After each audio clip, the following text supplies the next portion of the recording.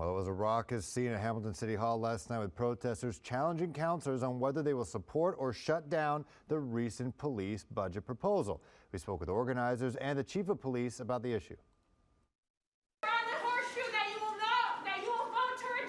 Frustrated, tired, and angry Hamiltonians voiced their concerns over the police department's proposed budget increase of just over $195 million.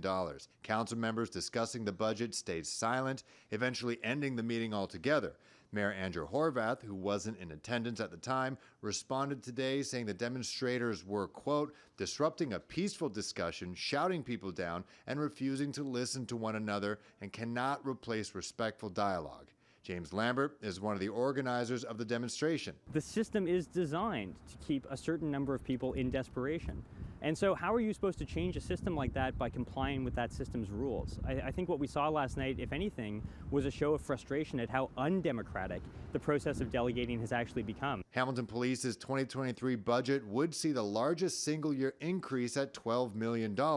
Chief Frank Bergen says, however, that a majority of those funds are for infrastructure and salaries, fixed costs, leaving police with just over $1.6 million for other needs. In total, the Hamilton Police budget makes up around 18% of the entire city budget. We have municipalities that surround us that are at 22%, 25%.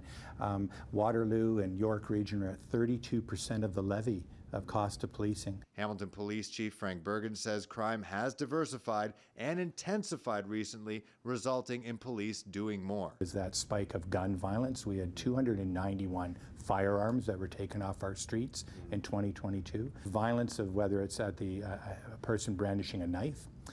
You're seeing the carjackings, you're seeing the amount of auto thefts that we're dealing with. Our assist ambulance calls are growing just shy of 10,000 last year alone. Our officers are administering naloxone, just shy of 600 since the inception of Narcan. That being said, Lambert questions whether giving police more to do actually solves those problems. With a budget of $200 million behind them, meanwhile, we've spent a quarter of that actually trying to provide people with housing.